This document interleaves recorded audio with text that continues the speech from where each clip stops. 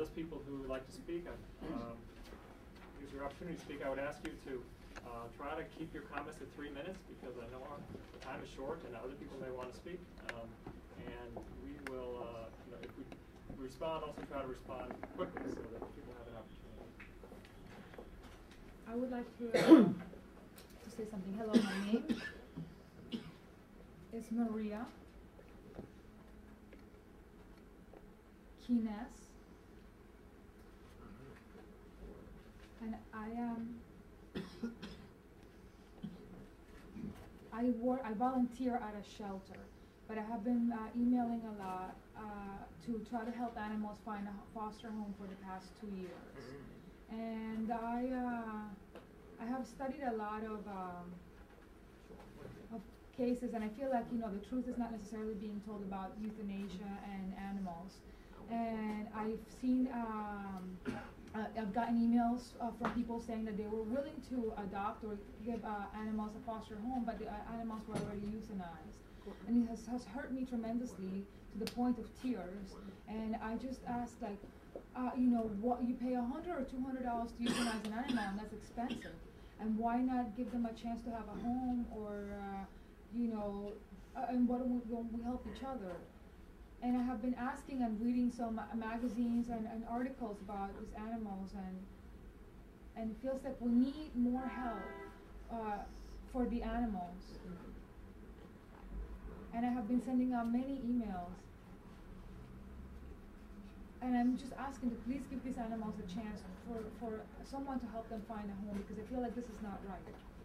And I have been moved to tears for many years. And most of my family, we are family lovers, and we support these animals. And I hope that in the future you can think twice before expending this amount of money on euthanasia, which is very expensive. And why not do something with that money to try to help them have a home? And we'll say in the future, the goal will be to stop.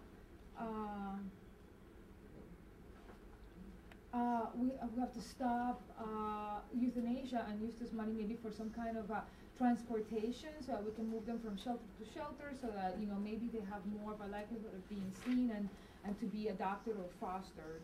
Thank you for listening. Thank you. I noticed that you mentioned that you're still working with 100 New Hope groups. Last year it was 110 New Hope groups. Maybe you just didn't get the right number in. Have any New Hope groups? Are there any New Hope partners since you got here? The answer to that question is yes. By how many? I don't have my figures here, but we have people, and we also have a few. I think there's about 20 groups right now waiting for processing. For months, though. Months and months and months and months. I hear you. Okay. The comments, yes. Good morning, board. Dr. Farley, at the last board meeting, a member of the audience asked if there could be new members of the board, and you said you would talk to the gentlemen whose terms were going to expire, whether they would give their seats to somebody else, and obviously they're not. So we have the same board here. 3 of the members of the board are government guaranteed seats. Dr. Benepe is still, Mr. Benepe is not here. It's been years since he's appeared. It's been 16 years since the Department of Health has controlled the AC&C. It's been 16 years since the mayor's office has appointed members to the AC&C. It's been 16 years that the AC&C has been underfunded. During these 16 years, there's been a stream of executive directors, 10 of them to be exact. And each time one appears, you tell us that this is the person who's the right person for the position until that person is replaced by the next person you hire. Now I'm going to just address the independent directors. Mr. O'Connor, I'm not addressing you, although you are nominally an independent, but you are very closely aligned to Mayor Bloomberg. I'm going to talk to Dr. Coleman, Mr. Doninger, and Mr. Nolan. You have been on the board for some time, but what has each one of you done in all the years you've been on the board to raise monies for the AC&C, to get advertising for the AC&C, and most particularly to challenge the DOH? You have let the DOH, you approve everything that the DOH does. Now, if you're concerned that if you resign that things will get worse, let me tell you, things have gotten worse while you've been here. I've just listened to the accountants say what's really good is we balance the budget. Yes, revenues are down, but we've also taken our expenses down. The expenses are down because there aren't any employees. I mean, they've taken a third of the staff off. Because the medical services and supplies are down.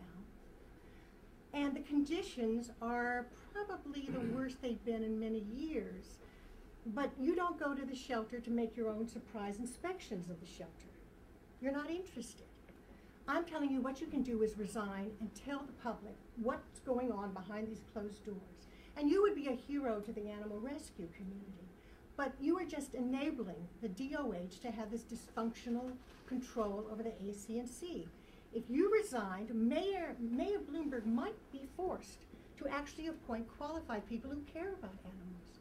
But it's up to you. You can resign and do the good thing, or you can stay on and have a fundraising committee now that you've just done. But it's just going to be the same old, same old. Let's shake it up. Thank you. Other comments? Yes, ma'am. Yes, my name is Zelda Penzel. I'm here representing SOS Save Our Shelter Animals. Here we are at the start of the second decade of the 21st century in the greatest and richest city in the world, and still having to address the most hideous moral and ethical dilemma that confronts us today, which is the vicious cycle of killing of tens of thousands of healthy adoptable companion animals who enter our shelter system year after year. I'm not at all impressed by the numbers that seem to show a decrease, because those of us who've been following it know that animals are now identified as being ill who are not ill. I get emails about it all the time, but that justifies their killing. Animals are tested for aggression, they're deemed to be aggressive, they're killed, so that no animal is killed for space, because Maddie's Fund now no longer allows the designation of killed for space. So innocent animals are destroyed for no other reason than that they're homeless, and who ironically are killed only to make room for more homeless animals who will be destroyed for the very same reasons. A morally bankrupt and failed system whose leaders, you, the AC&C Board, and the executive director and staff, have refused to do the hard work that's necessary to change this archaic and unacceptable paradigm, always falling back on the lack of funding as an excuse, when in fact it is a failure in leadership and an inability to think outside the box. Most of you have other interests, and they're not the animals. A system that reinvents itself over and over again in the same hopeless image, because there's no incentive, no vision, no will, or the commitment and determination that's needed to save precious animal lives. And added to all that, a resistance to change and an unwillingness to follow the example already set in cities all around the country that have abandoned these failed models and are showing great success in reducing rates to kill rates to minimal numbers by adopting the no-kill advocacy or similar models. What we have here is a toxic system that places so little value on the lives of the animals in its care that the numbing kill numbers are routine. A system that hides the truth and punishes anyone who speaks out. An agency that is a blight on our city and brings shame to its reputation and citizens. It's time to step up to the plate and acknowledge the failures of this system and do something meaningful about it. I'm sure I don't need to enumerate what will work. You've heard it over and over again. And if not, you can find out more about no kill on the internet. Make us proud. It will mean everything to the animals whose lives are saved and to the New Yorkers who care about them. Yes,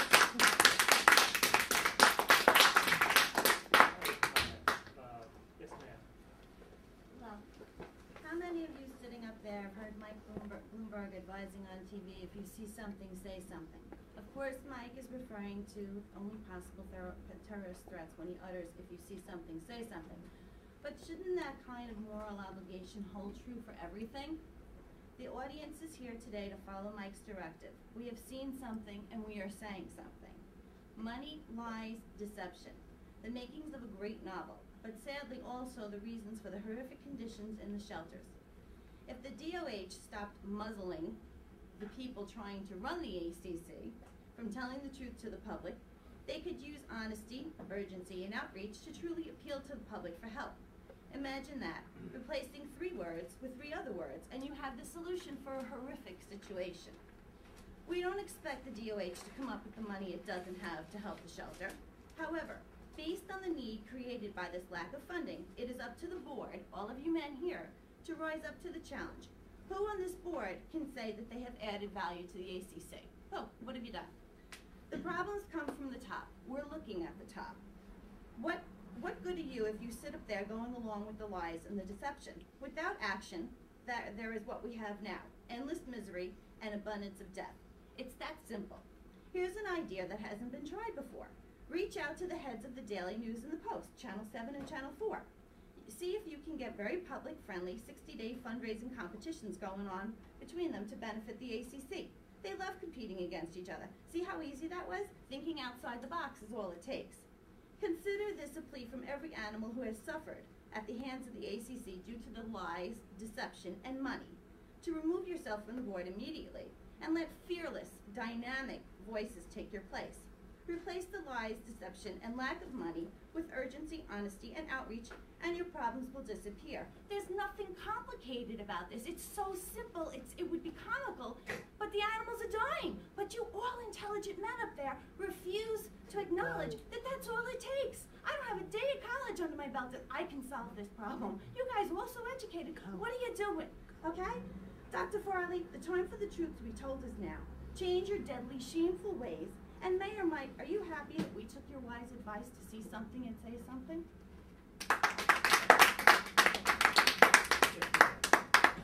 This is very simple.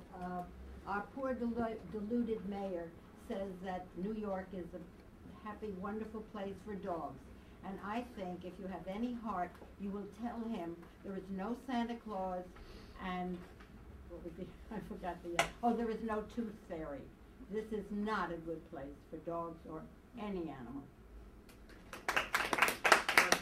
One last, Yes, Dr. Farley, I'm going to make this quick, and she's going to be moving her hands very fast. The New York Times said that you were a trailblazer. What type of a trailblazer are you? You never mentioned once that you were department here for the animal care and control. And if any of you board members work outside of this animal care and control, yet you don't translate anything innovative or anything intelligent or anything to bring forward for the animals, I'd be ashamed. I wouldn't ask you to retire or retire yourself. I'd fire you. I think the mayor should, I'd fire you. If you wouldn't translate anything, you don't even know how to manage an animal care and control. And I don't think there was never any lack of money that came from Albany over here in New York. I think the mayor systematically did it just like he hired Kathy Black. I think it's shameful. And here you have your flunky, who you only have what she translated here in a perfect PowerPoint special, but she doesn't realize, you know, when I've been there, the lack of no volunteers, not even the telephone lines, the long lines of people actually caring to want to adopt the animals. They just walk away. And they just walk away. Thank you so very much. If you wanted to know the abuse and the animals, go on TV. It's on TV. Go to the shelter. Let's go to the shelter. When's the last time any of you were in the shelter? Yeah. one last, just, It's a very if you want to. simple question. You all here are appointed to also care for the animals. Would you be kind enough to tell us how often do you visit the shelters and when was the last time you did? I just say, Doctor? speaking for myself, that I've visited all the shelters as recently as, I think it was last week or the week before. And so you're proud of that. You're proud of And that. how Dr. often do Kuhlman? you usually do it? How often is each member going to the shelter and seeing with their own eyes what's happening there? Surprise inspection, sir. All right, this concludes our meeting. So Thanks very much. 15 minutes, sir, 15 minutes for the public comment? Yes, that's it. You got done, you said. That's it. Raise their hand to say, I've been at the shelter, not one, because no one has been there. How can you be